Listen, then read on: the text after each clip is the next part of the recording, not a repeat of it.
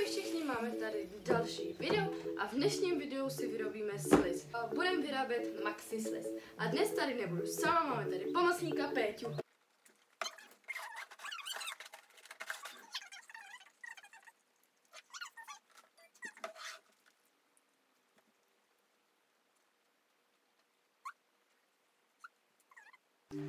Na ten sliz budeme potřebovat Herkules, pěnu na holení a borak s vodou. Dokonce. A ještě barvičky, vůně, všechno, prostě jako, co si tam chcete dát. Barvy. Vezmeme si lepidlo a nalijeme ho do té nádoby, co máme. A ještě otevřít.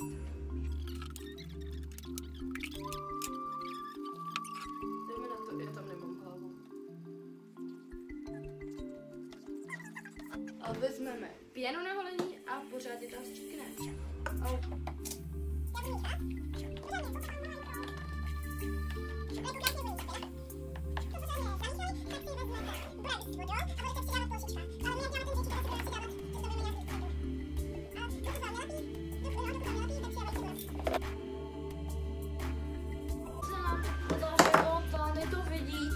Je to úplně fluffy a úplně fíha.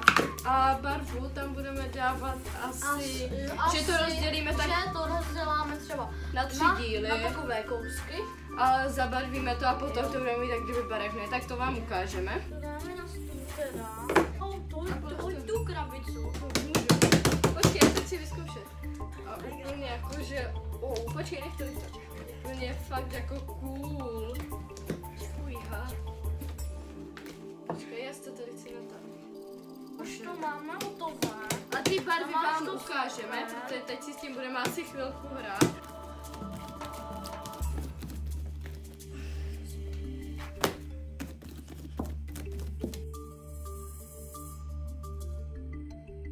Teď jsme si ten velký sliz rozdělili na 4 takové kousky na stejné a jdeme do toho přidávat barvu. Budeme dávat žlutou, fialovou, modrou a červenou. Tak jdeme na to. Začínáme modrou.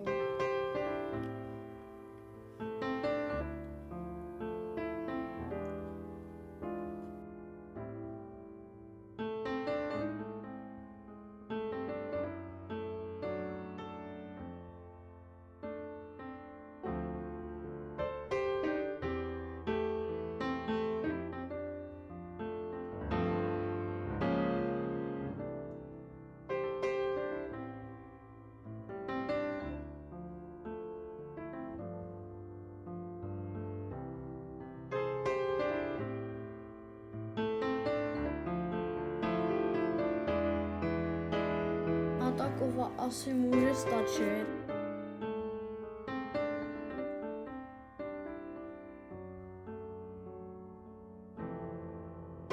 A máme tady takovou nádhernou úplně modrou a tady ještě fialovou a do ní budu dávat ještě trochu fialové barvy. No a tu se dodělává. A ještě červená. Musíme udělat tady tuto žlutou. Tak jdem na to. Tady děláme zatím takovou tu červenou. Dělá to být červená, ale je to taková růžová.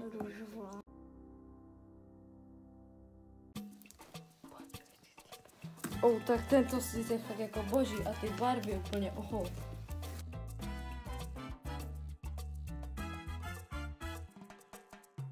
Sliz to vznikl. A je to úplně taková fialová. Bude hezká fialová. A na začátku tam šly vidět všechny barvy. No a byla to barva. To úplně cool tento sliz a úplně obří. Prostě ten velký sliz, on je úplně fluffy a ta barva, so much. To se nám fakt povedlo, že jo? Vůbec nelepí, dá se krásně natahovat, praská a ta barva. No a my jsme mysleli, že se nám už nepovede. Jo, že to bude strašně lepit, nebo že ta barva bude úplně hnusná.